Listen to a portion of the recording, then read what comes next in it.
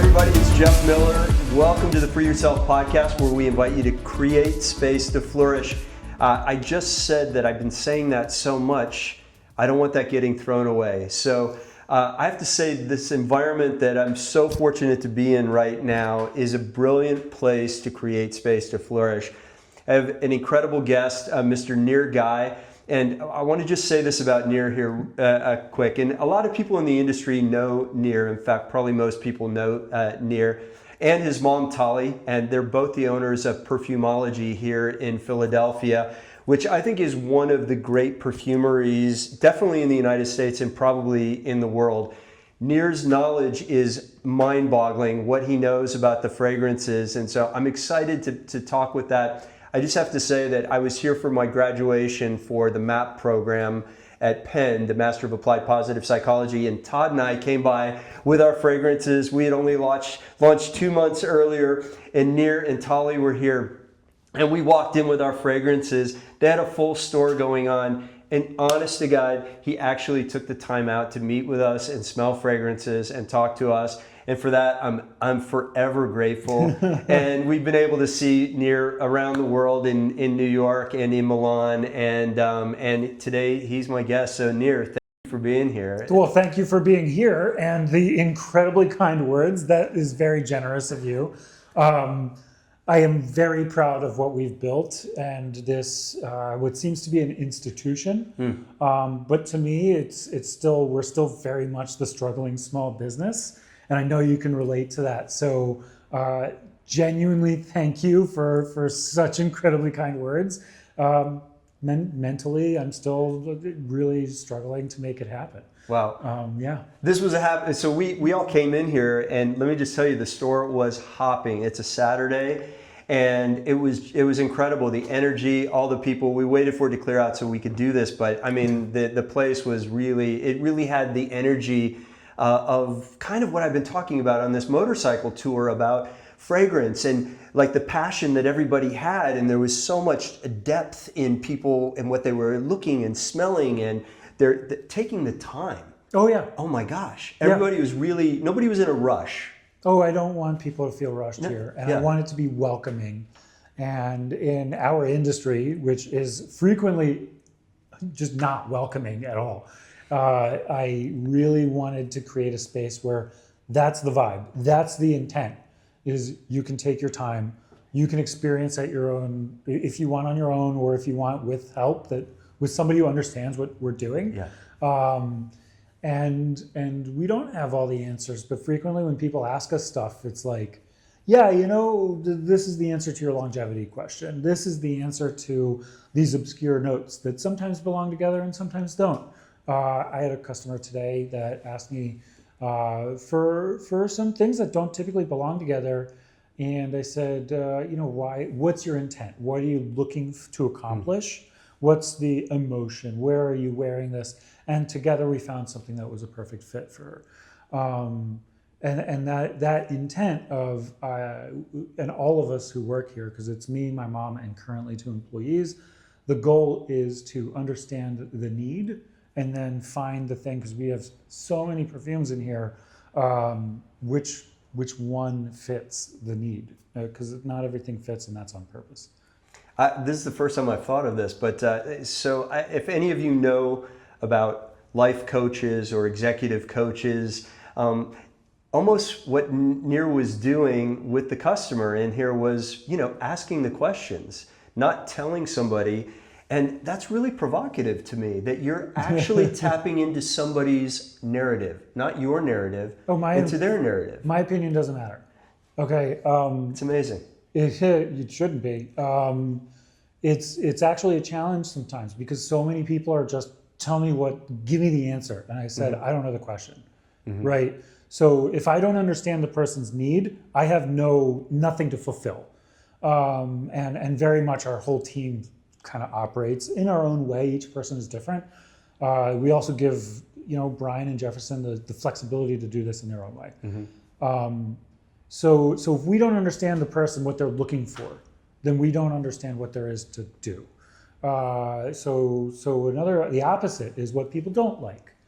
I frequently hear people say, I don't like roses. well, that's absurd to me. I love roses. So I'm wearing a ton of roses and a rose patchouli and all this stuff, right?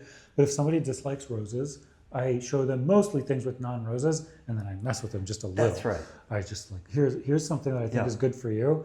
And that makes an interesting conversation, because when they're like, oh, this is great. I was like, funny story. This has exactly what you told me you don't like, because that's also happened to me. Yeah. I dislike violets and I dislike vanilla. Well, guess what? Violet is in the fragrances that I wear the most, and vanilla is something that I wear very often. With everything that's going on here in the shop, vanilla is probably the most popular note. Right. So just if I'm getting messed with this, so do the people who have these questions.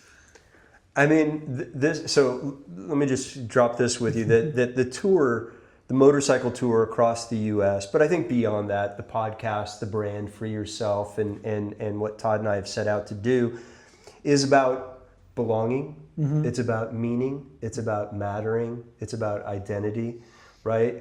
And that everybody's story matters. Everybody's story has meaning. Everybody, has value, right? Yeah.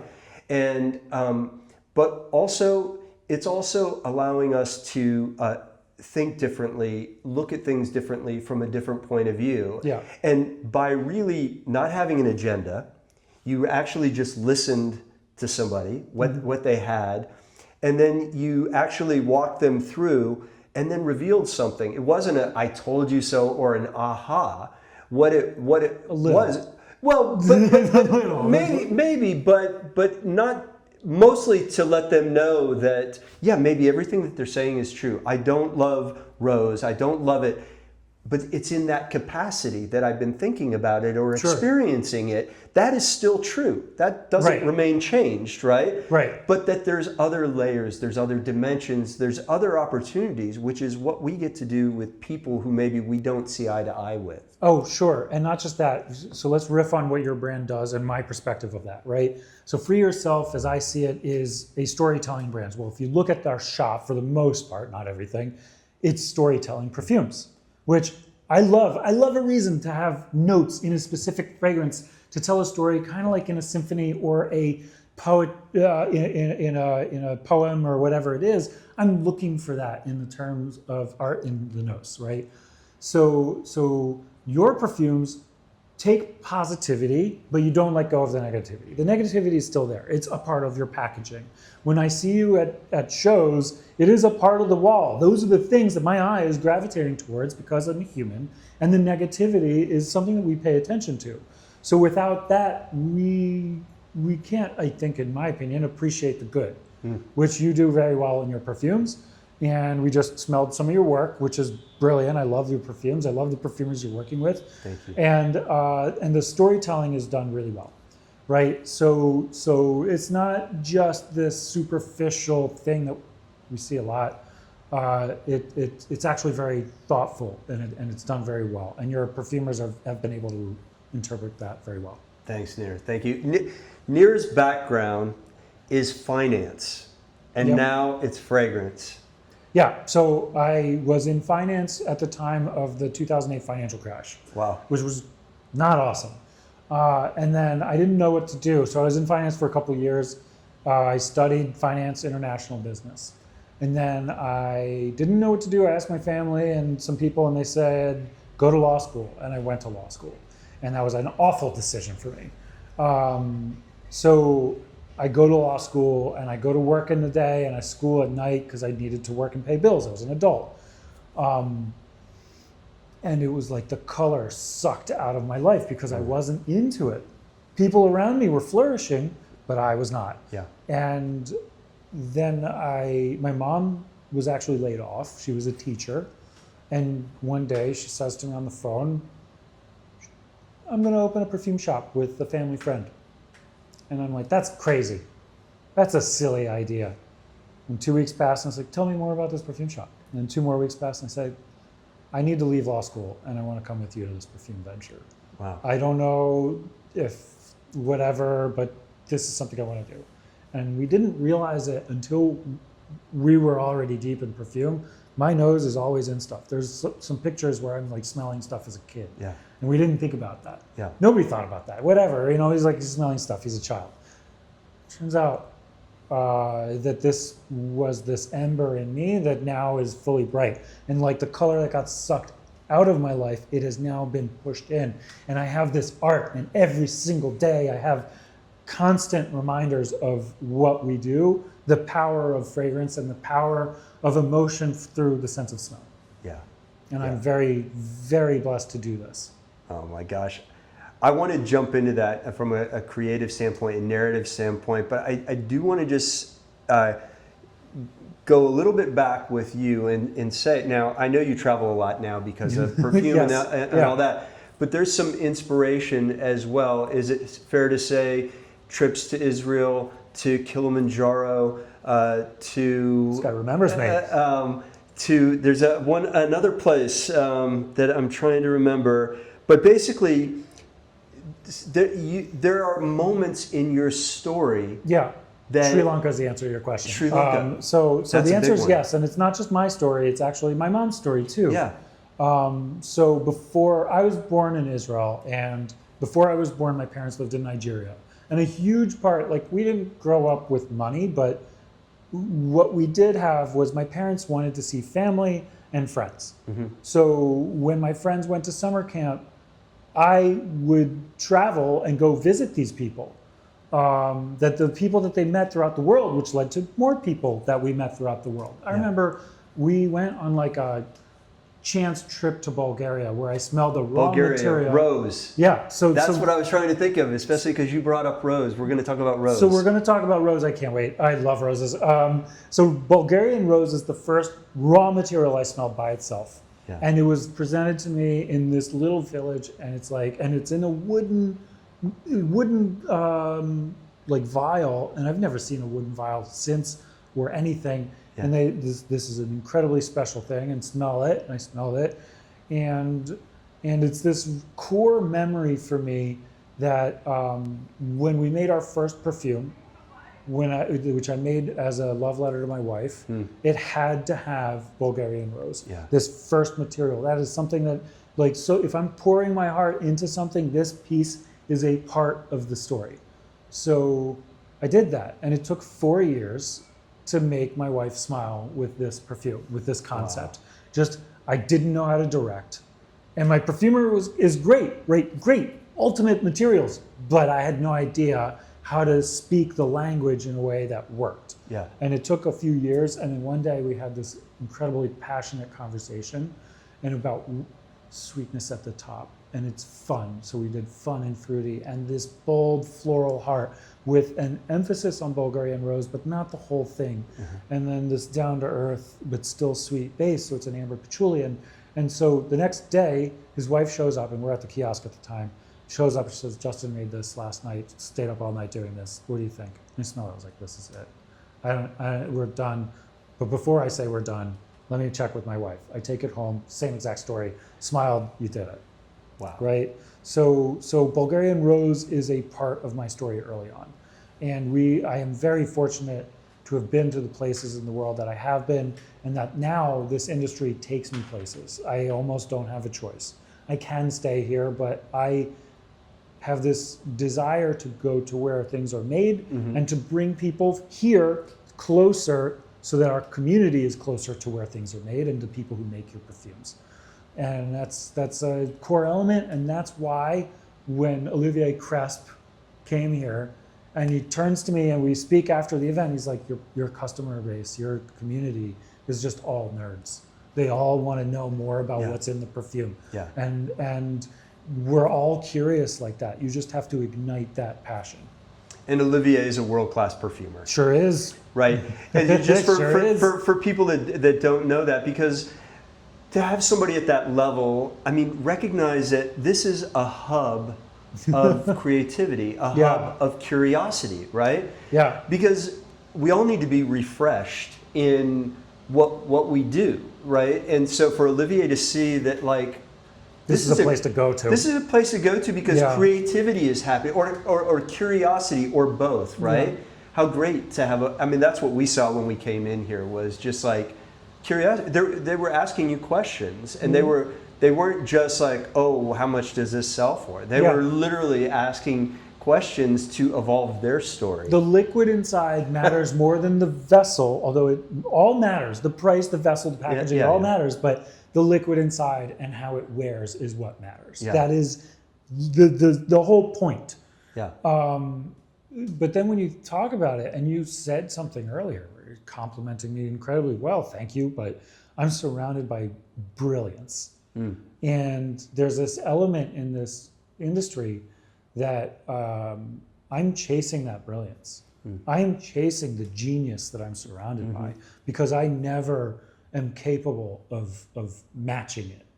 I want to be as good as that, but it feels like it's sand in the hands. It's not catchable, right? So in the same sense, I also feel strongly that the experience that people have here, I used to call it chasing this fantasy of the experience that people have at stores, right? Where the sales assistant knows what they're talking about, and the perfumes are really good, just really, really good. And so we have that now.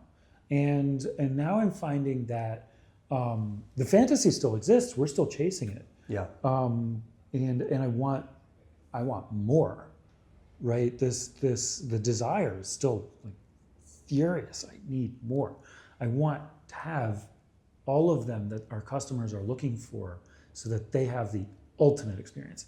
And we, as a result of this fantasy that I'm chasing, have been able to not just bring people like Olivier Cresp and others from all around the world. People have started coming here from really far. And so, I mean, you rode your motorcycle across the country, which is crazy and awesome. But we've seen some customers who told me how far they've come. Yeah. And they're looking for an excuse for a business trip to Philadelphia. Where we had somebody here about 2 weeks ago. He still had his luggage. He's like, I literally just got off my flight and came here first before going to the hotel. Wow. We had a bunch of people like that. Full of luggage. I know exactly what's happening. Yeah. Right.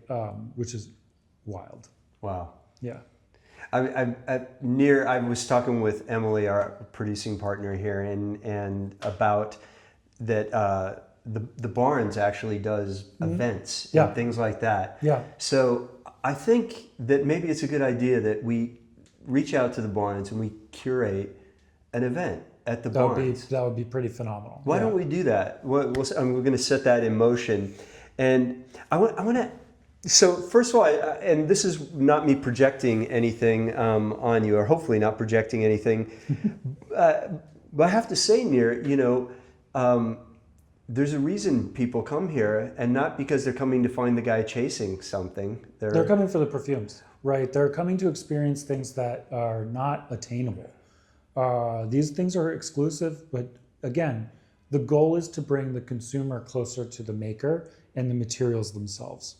And I think that experience in speaking with somebody who understands, and this ultra exclusive thing, it's ultimately not just an object, and it's not just an experience. It's a memory that people take home. Yeah,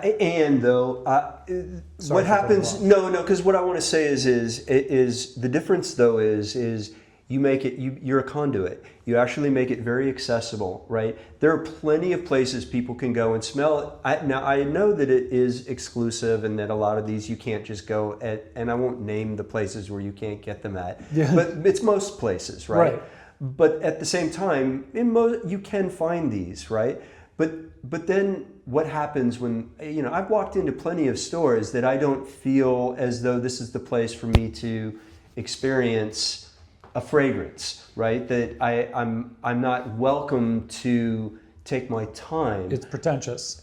It's whatever the stuff is that's making it not a creative environment, right? Yeah. And you're a conduit that allows it. And the reason I'm kind of just droning on about this a little bit is because what is important for Todd and I is that we start talking about scent, not just fragrance, but scent, smell, as a positive intervention, a tool in our toolkit that we can use or not use. So it's whether it's a walk in the woods Or even if it's, going to a certain restaurant, because that restaurant makes us feel safe. Sure. Right? The smell of that food, your mom's food, your aunt's food, your grandmother's food, a walk in the woods, even a smelly street Sure. that says, God, I'm glad to be home. Man, I had a great trip. Yeah. But you know what? I'm home. And this is smells like home. We've got a lot of that. There's a perfume right behind you. It's just right above there from Dunham. That's white rice. Yeah. And my mom one day was cooking white rice, and my brain just went like, "This is such a homey smell, right? How many people in the world cook white rice or any rice? Because it actually was wild rice she was cooking, whatever. It's so home cooked meal. Yeah. There's so many things that just draw you back. We made a perfume that's inspired by my grandmother's garden, because I would wake up in the spring and summer and I would smell the orange blossom and the garden itself. And it was this median, like a reasonably sized garden that she just packed with living things and all the flowers. And she did that for most of her life. It was lovely. So that's like one of my things, right? A very clean base, because she cleaned the house every day. Yeah. So these nostalgic moments are a huge part of our brand building and a lot of the brands that we work with. And there's a lot of positivity in it. This is a form of escapism. Now, to tell you a little bit about me, when I was in finance and before that, and certainly in law school and growing up, I was a serious kid, right? I didn't know this until later on, that I would use perfume and fragrance, and when I was younger, incense, as my escapism. Ah. And it would be a force to focus me on something and shut out the outside world. Shut out, actually, not the outside world, but more the noise in my mind. Yeah. And I didn't know that. I didn't realize that until I was years in the industry. And actually, because the business was getting very challenging, I would super focus on the fragrance. And that really shut out all the noise in my mind. So there's a level of positivity and escapism that perfume has allowed me in a way that diving in made it easier to wake up in the morning and go to work and have a challenging day, because I could at any moment smell something and it was like the crowd of a million people turned into a smell, and I could just focus for 1 second. That's so amazing. And that's accessible. I mean, it's accessible for all of us, Nir, you made a comment earlier. You said, what does a rose smell like? Yeah. I'm going to put you on the spot. Oh, I don't like this. But what does a rose smell like, Nir? So I get two things, and people call it a lot of things, but I get a juicy, berry-like floral that is red. So I get the berry-like flower and red, the color red, a synesthesia, if you will, but I don't have synesthesia, but I still get this glaring red. And a powdery rose is a lighter or a pink red. But to me, a good, juicy tea rose is what I'm looking for. I grow roses at home. We have a peach-colored one that smells like apricots, right? So it's still, to me, even though it's apricot, it's a juicy, kind of a red berry type of smell. And it's very rich, right? And to be fair, fleeting. When I smell a rose and I inhale it and, mouth cracked open and I bring it in, I only get it for a few moments, and then you breathe out and it's gone, right? And then I do it again, but it's gone. So there's this element of it turns, every single flower goes, but I get juicy red and berries and flowers. Wow. Yeah. I mean, that's storytelling, Yeah. It really is. It's just, it's amazing. There's like just layers of a story. If you want to write a book, if you want to write a song, it's suddenly these layers of it make it very visceral. Yeah. Right? Yeah, and there's if we look at the perfume itself, everything is built on layers, and I frequently think of it as as architecture, where you put the heavy things, the cement, the steel at the base, and then you build up. And at the top, it's lighter, but ultimately you get different floors, different layers all the way up. And so that element of layering things is a huge part of what we do. Yeah. You know, one of the things that's come up over and over, and it's not just on the tour, but within the industry, and a thing that was so surprising, but now we have a neighbor who's 16 and brings his buddy over, and I basically use them to smell the mods. I mean, I'm like, yeah. And they really, really, they're not intimidated. They take the time. I mean, they really take the time, and there's so much going on. And I said the other day, they don't look at their phone. Yeah, What's happening there with identity? What is happening there? What's that? You see it a lot in your shop. Yeah, we get like a bunch of kids. We get more boys than girls too, and there's a few things, because I think about when I was a kid and I would get in the car and my friends would make fun of me. They're like, "Why do you smell so good? Like, what are you doing?" We're just hanging out. And I was like, I just wanted to smell this today. Yeah. So to compare the difference between 20, 30 years ago to now is one fun thing, because we get kids as young as 8 or 9 years old. Wow. And we get teenagers, and they come in groups and they have fun, and it's awesome.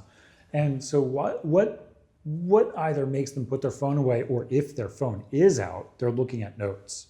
Yeah. Right? Yeah. So what am I smelling? They're educating themselves in the process of smelling it. Yeah. I think there's a few things. First of all, it is a movement of this generation to smell things and get into fragrance. Social media has allowed for it. And I think that also has to do with exclusivity. Look at what I have found. Look at this gem I have found, and you don't. Next thing you know, 20 people watch that. Oh, I found this gem. Next thing you know, that turns into 400. Yeah. Turns into 1,600, right? So that just expands and multiplies. That's first of all that.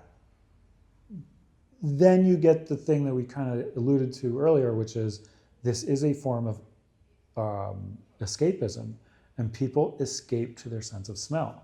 And young people with an incredibly sharp sense of smell are able to do that. And I'm loving it, because this shows that young people are, and especially boys again, are proving previous generations wrong. We, human beings, have a strong sense of smell, and it's nature versus nurture, and the nature of being interested in one of our 5 senses is taking over, because we see things as humans, we hear music, we taste food. We're finally taking a moment to experience the art of the nose. Yeah. And I think that look at this gem I have, that previous generations had it, but mine is better, is happening. And they are doing it without realizing what they're doing, and it is awesome. Yeah. You said the art of the nose, and you know, I mean, if I'm just like a crazy art fan and movie fan and play fan and music fan, and I like those, to me, are the things that they just make me feel good in life, right? They move you. All of that, they move me, and they make me feel alive and excited and curious, right? Yeah. But also just on a very basic level, why would we not use this sense that we have, that's our most primal, right? Or even at least consider it. You don't have to use it, but just consider that it's available as something that when we're feeling lonely, or we're in a funk or tired or whatever, and it doesn't even have to be science backed. In other words, that lavender is going to do that, so I'm going to use that fragrance, but more that this is how this makes me feel. Right? Whatever it is, that gives me comfort. It makes me feel good in my grounded, right? Yeah. Why would we not do that? Comfort zone. Yeah. We stay in our comfort zone, and it becomes I don't want to, right? I just don't want to. Well, that happens a lot. For us, you don't have to. I'm not here to push you. As I joke, I'm not here to assault you with perfume. I'm not going to spray you down with something you don't want to wear, right? Yeah.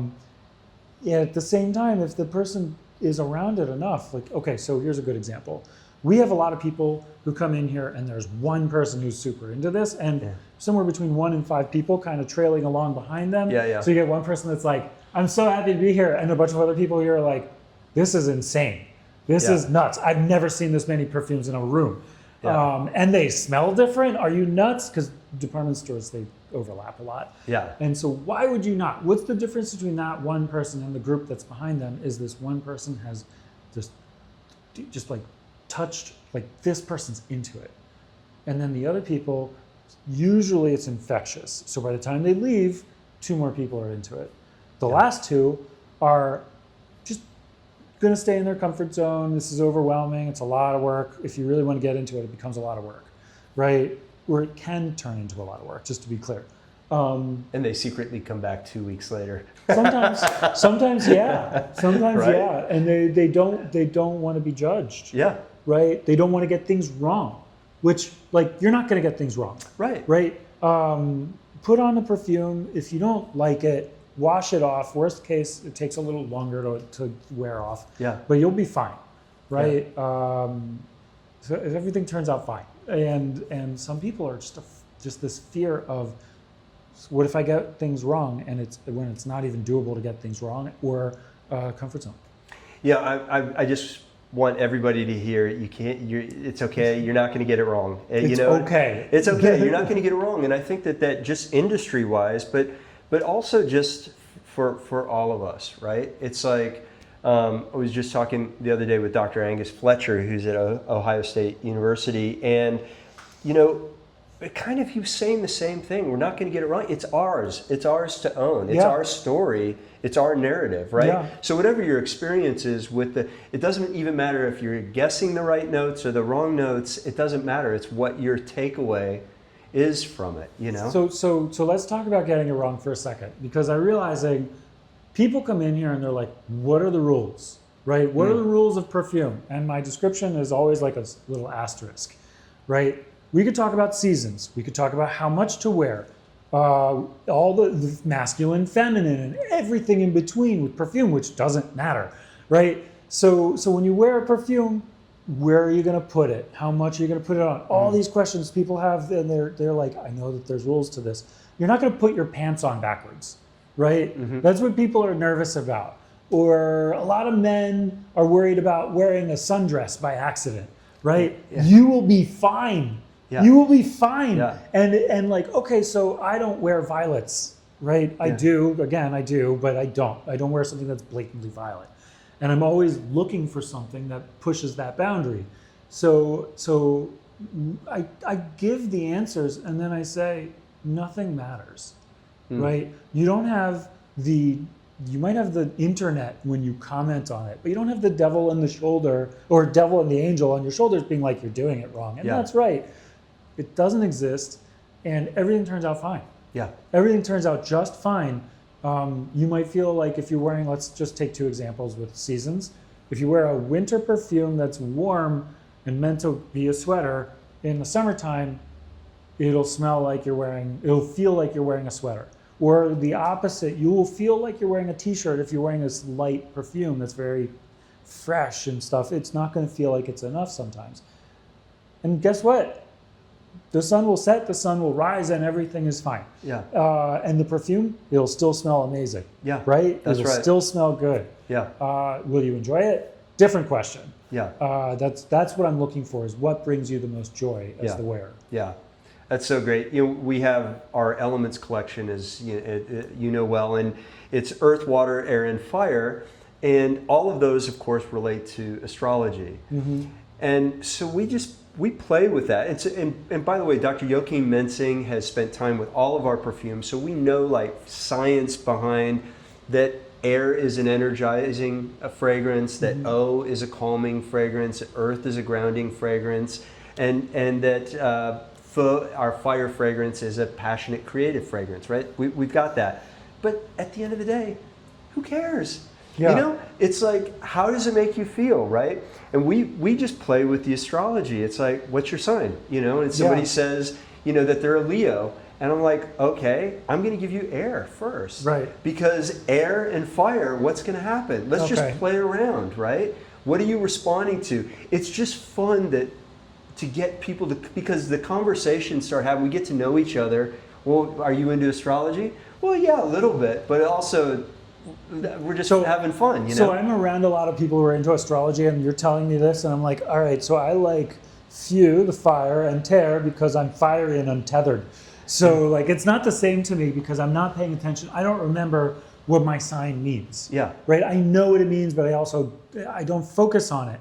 I like earthy, rich fragrances. I like fiery, smoky things. And they probably do associate with my sign. What's your sign? I'm sure. Sagittarius.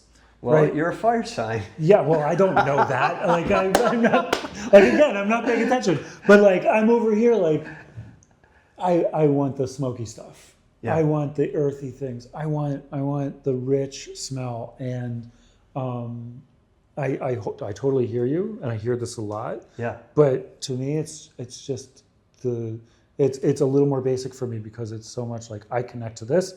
I'm cool with that. And I'm not connected to that. So so let's use that example. Yeah. I give people, the newbies in our shop, I give them a rule. You're looking for red light, green light, and yellow light, right? So yellow light is the majority of what you smell. I'm fine with its existence. This isn't for me. It's not for me. I'm cool if you wear it and not for me. Red light, obviously, not into it. Don't want to be in the room with it. Plenty of those. The green light is the rare thing. We're looking for a go. I love this. And so when I tell people that, I think it also frees them and allows them to explore and understand you're not supposed to like everything in here. Yeah. And if you look at, and I'm sure you know this, the way commercial fragrances are made versus the way independent and niche fragrances are made. How many people are niche perfumes supposed to please? Right? Yeah. Not that many. Right? Not that many. Now I can't remember the comedian's name. Pete Holmes. Comedian Pete Holmes says, niche is the word, is French for unpopular. Right? This is not made to be popular. It's getting popularized by commercial niche fragrances and TikTok and Instagram and YouTube. Cool.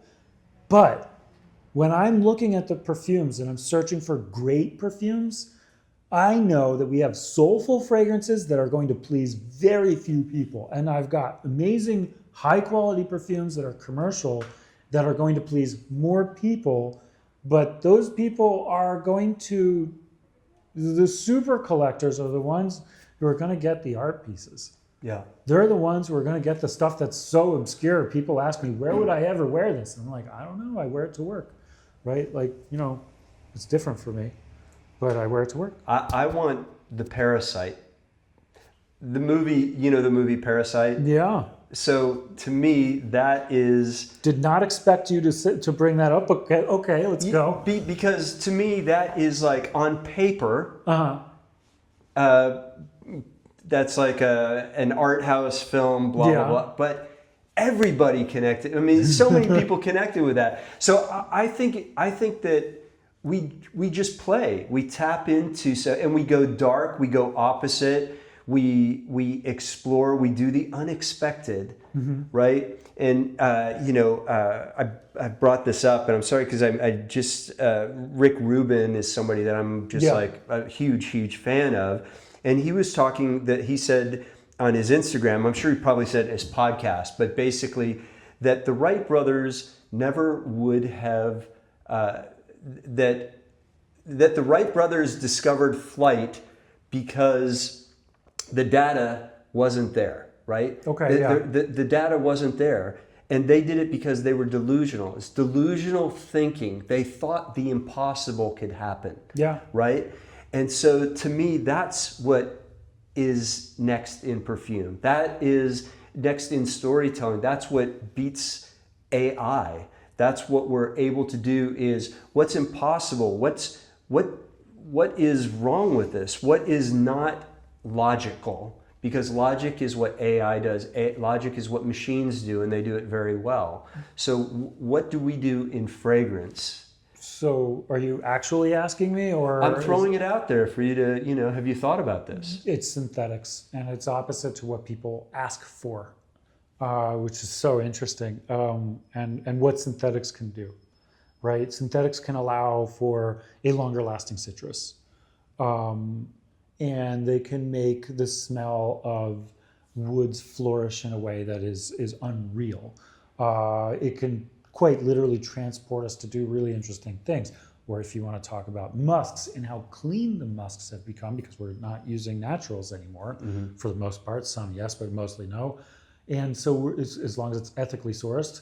And so we're constantly looking for this stuff. And how do we accomplish the impossible? This doesn't exist. How do we make something last longer? People think it's a natural. It isn't. And so to me, the answer is this thing that doesn't exist can be done through manipulating molecules to smell a certain way. So the answer to your question to me is constantly building accords, building synthetics in a way that haven't been possible before. And the more high tech we get, the better off we are. We have a perfume from Carlos Benaim with Sense of Wood, which when he was working on it, I know this through Fabrice Closet, who's the director, and he says, this is the bookends of Carlos's career, right? Where purely natural materials and super high-tech synthetics are used in the same perfume. And guess what?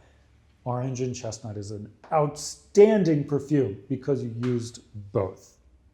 So the answer is, if you want to accomplish something incredible, you're using the best of everything accessible, which is high-tech synthetics and super low-tech original materials.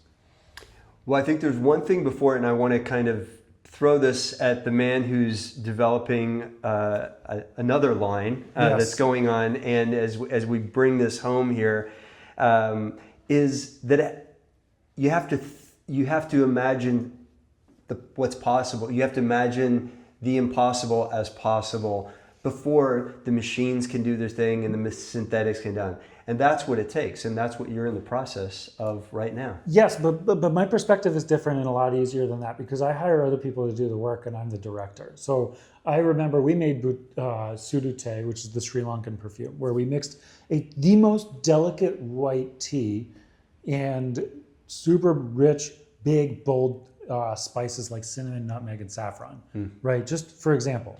And I basically spent 2 years in Justin's ear, like, how are we going to do this? And he says, let me just do it. And every time it was yes or no, this is too high, this is too low, and so on. And in the end, it worked out great. Really amazing perfume.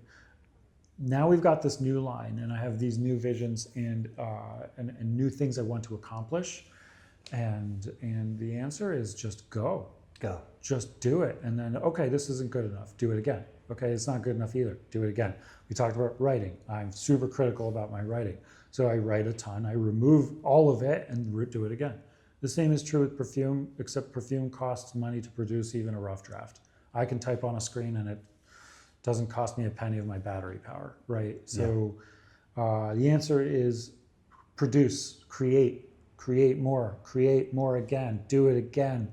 And eventually it becomes refined. It took us 4 years to make Bliss and to do it well. Wow, I did not know that. Bliss is our first perfume. Again, this is because I had to develop the language to direct. And by the time we did it, it worked. Now I'm really good at writing a brief. For some reason, I'm not good at describing. I could rewrite the brief and just do it, but I rewrite the brief in a way that I think is a different way to tell my story. And that transition is a real challenge for me, but the answer is just keep creating. Wow. And when you're not good enough, keep creating. And you will also never feel good enough if it just doesn't happen for me. I just constantly feel like I'm chasing that. I'm not going to touch that. No, it's just what it is. So as the hub of a place of creativity, a place where people are attracted and come into, what would you like to see for the world right now out there connecting humanity with or without fragrance, we can include that. But what is it that you think might be a key for us to think about? Because you do travel the world and you do have people come in here. Well, I'm privileged to see a lot, and I'm actually making a perfume about that. Right. So we have the commercial fragrance, not the commercial. We have the main line, the core line, and we have what I'm working on, which I'm keeping a secret for now. And the storytelling line, I was in Milan at Aix-en-Provence, and me, Israeli background, speaking with Palestinian people, with Arabs, and I'm looking over to my right and I see Russians and Ukrainians getting along. Or if you really want to have fun with it and you really want to go classic, the Germans, the French, and the British getting along. And you can apply that to everything and everybody. And I realized that this perfume industry forces us to, first off, it attracts super sweet people. So one, we're all like kind of friendly in the first place. But if you want to make really good perfume, you're not staying in your borders. You're crossing borders, you're crossing cultures, and you're going to talk to people who are different. And that mentality changes things. So if I want to apply what I've learned here in my little shop in Philadelphia, and growing up in this industry and getting older in this industry, I am seeing that there is an opportunity to show the world, in my opinion, that perfume can save the world. Wow. Right? Love that and so much. It's so like crazy, but we have to do this. To make better perfumes, you have to, first off, get out of bed and leave the house. Then, okay, talk to your neighbors. Cool, you have more neighbors than that. So in the sense of not just love thy neighbor, but have a real conversation and apply what they have learned to your work. It allows better creativity. It creates in our industry a much better perfume, right? Just sourcing from different places, and roses, getting roses from different parts of the world. Different woods, different greens, different everything, and being independent allows us to do that. So if we look at these big houses, a lot of times they're not just boring because the edges have been rounded out and the perfumer is incredible and they know their skill, and so you smell their stuff a lot, right? Specifically, when you smell something that is sourced from all over, your brain goes haywire in joy. Like, what is going on? What is so good about this? And it's a lot of times because it doesn't fit in a box. This is something new. This is something different. And you're trying to fix and put this puzzle together. And that's because the director and the perfumer crossed some borders, were independent in thought and creativity, and made something better that way. So that is what I want to see more of. In our industry, outside of our industry, cross the border, say hello, break bread, sit down. That'll change your life. That's what I want to see. Perfume will save the world. Nir Guy. I mean, honestly, wow, I'm just so blown away. Thank you. I mean, the idea that we just have to talk to each other, we just have to actually talk and listen, break bread and do that, and that it's related to perfume, that perfume's related to that it can make a difference. You guys see why you have to come into Perfumology, one of the coolest places ever. You get to meet Nir, and you're going to be talking, like, you're going to learn so much in so little time, and you're going to come back over and over again because this place is unbelievable. It's amazing that you took the time, that you stayed by and waited for me on this trip to come in here. I'm super grateful. I'm grateful that you took the trip. This is amazing, and I really do mean that. Your work is great. And thank you for making the time to come here. Thanks, Nir. Will you please say hi to Tali for us? Yes, please. absolutely. Todd sends his love as well. So thank you. Please follow us at Free Yourself and Flourish. One day left of the tour, and that's tomorrow, heading up to Vermont. So thank you so much for all the support. I felt the love all the way, and really grateful. Stay tuned. Thanks, Nir.